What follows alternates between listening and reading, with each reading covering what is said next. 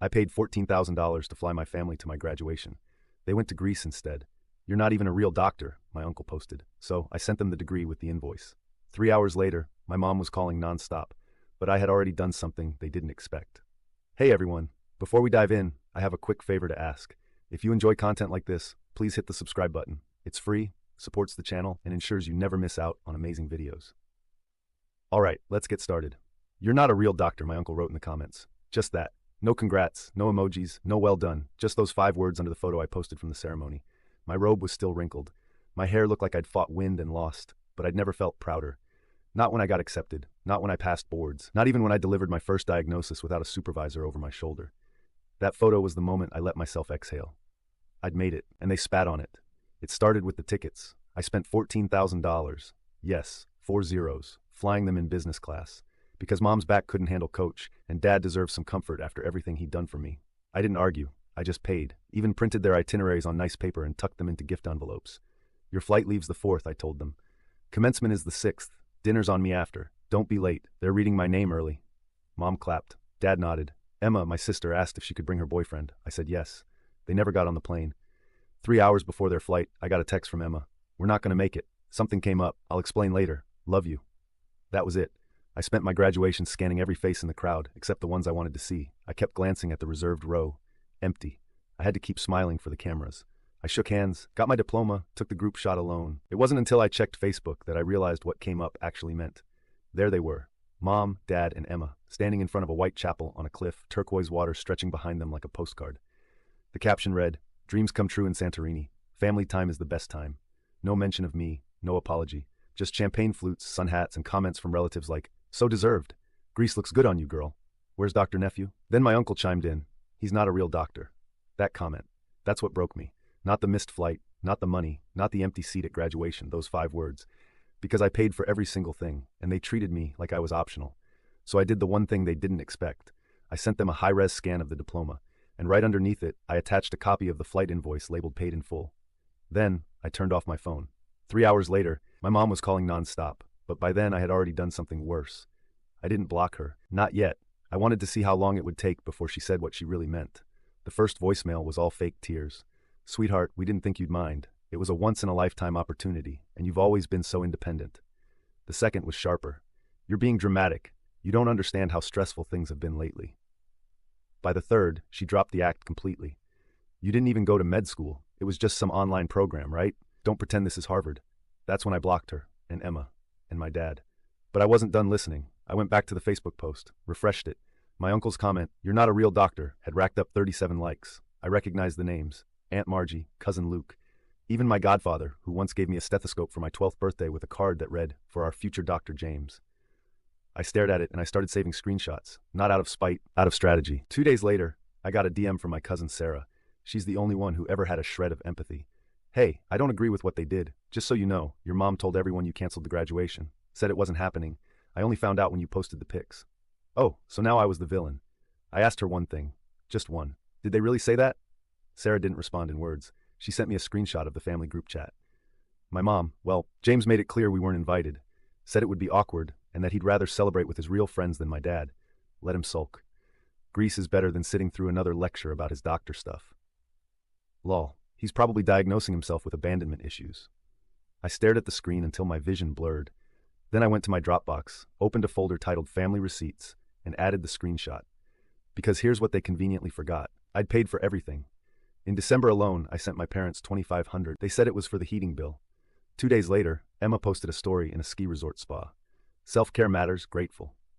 Last spring, I covered the down payment for Dad's new car. He said the dealership was giving him trouble. He forgot I have access to the joint account.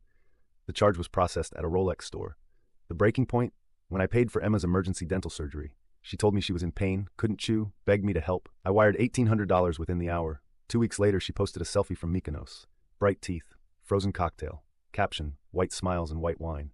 So I started collecting every bank transfer, every Zelle memo, every thank you text that turned into a guilt trip days later. Every time they cried poor then bragged online. I kept thinking, maybe I'm the crazy one.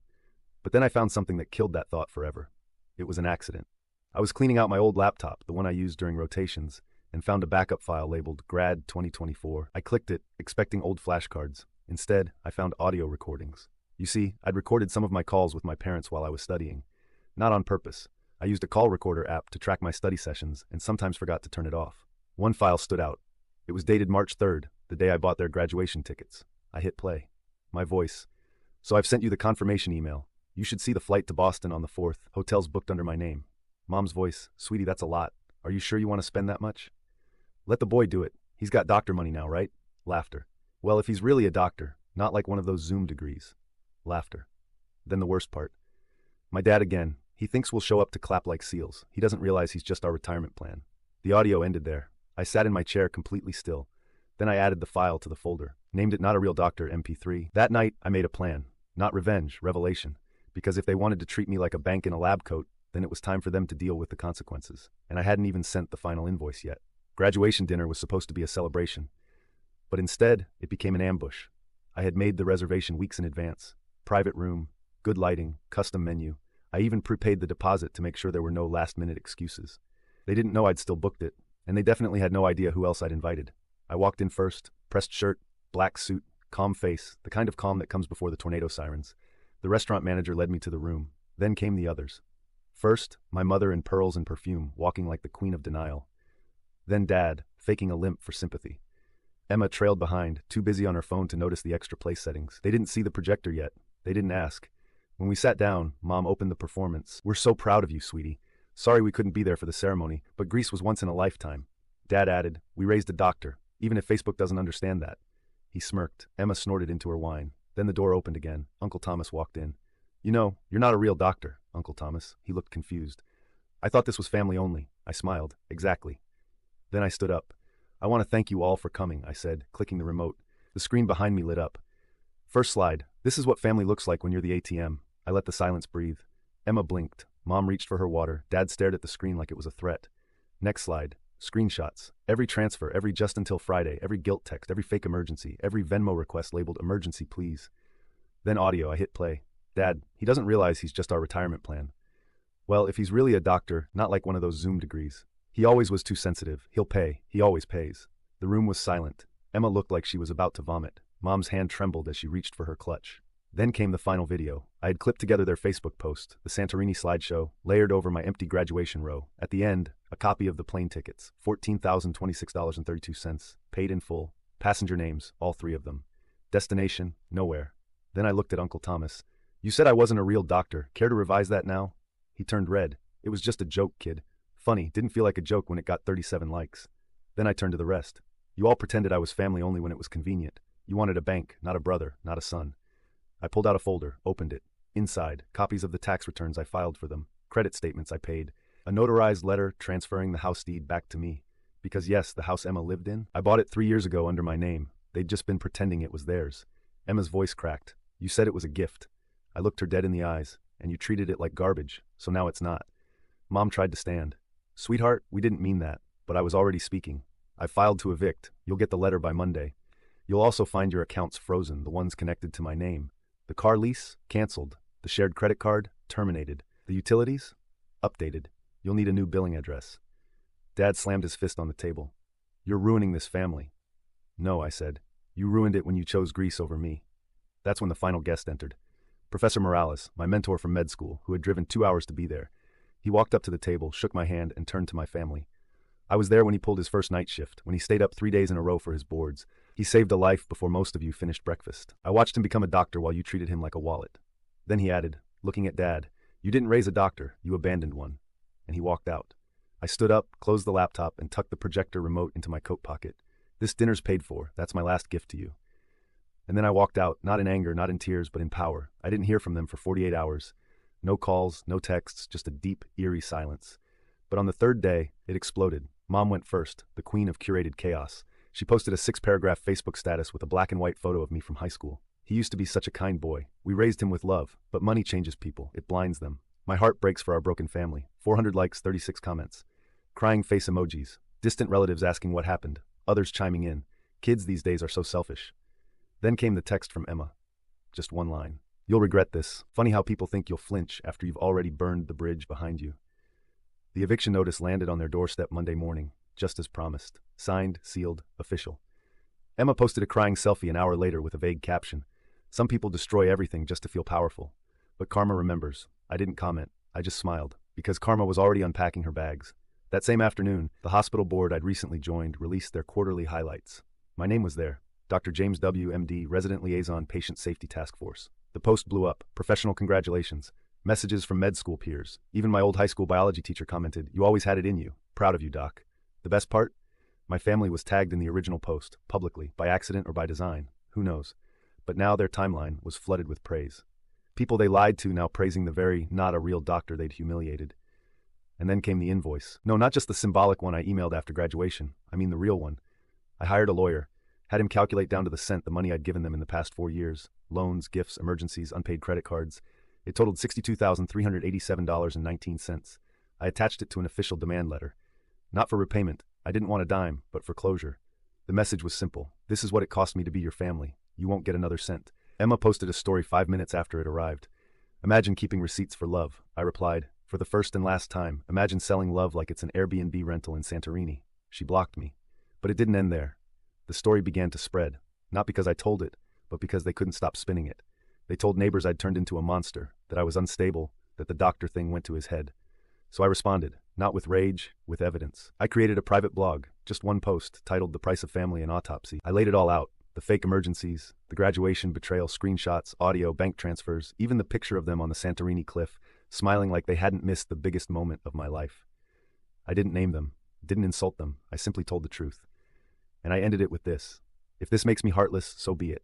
If setting boundaries is betrayal, so be it. If being used and finally saying enough makes me the villain, then I hope I make a great one.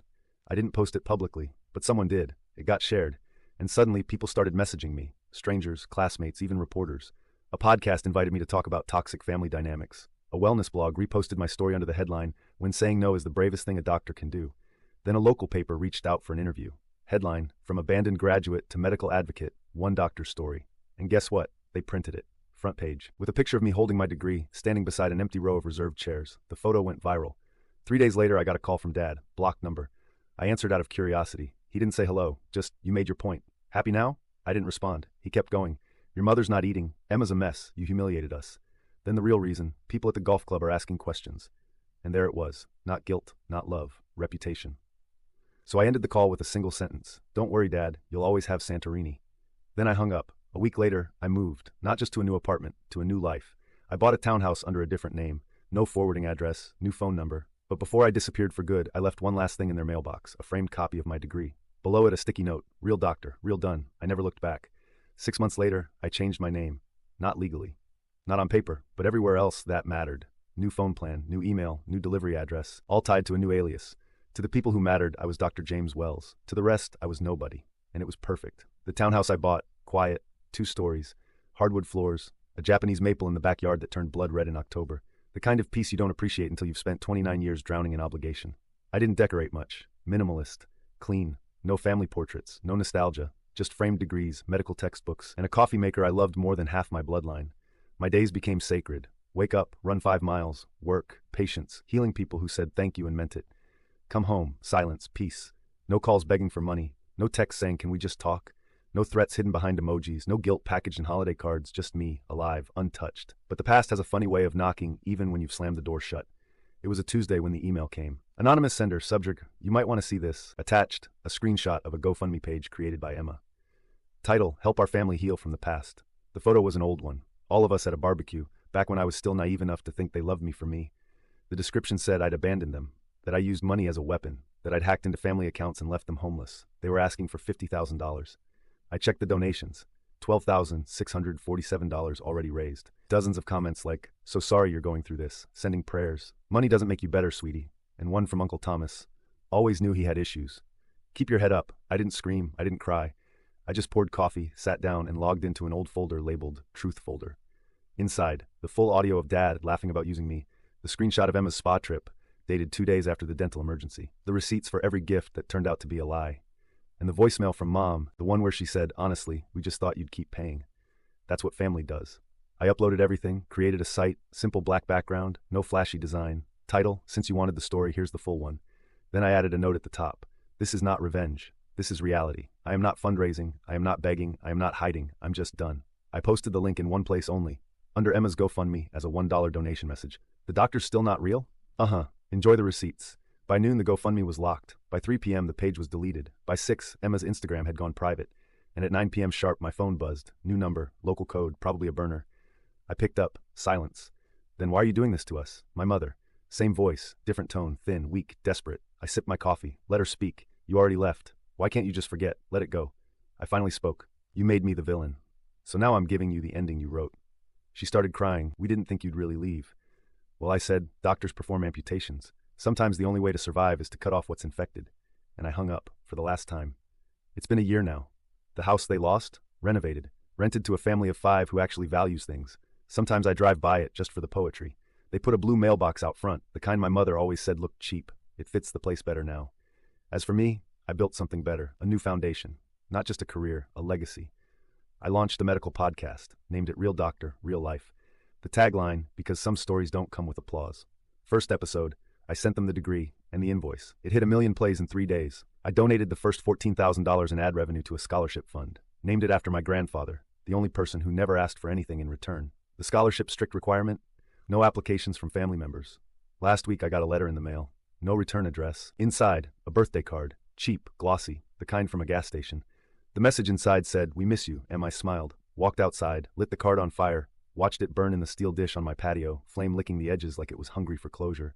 Then I walked back inside, closed the sliding door, and changed the lock.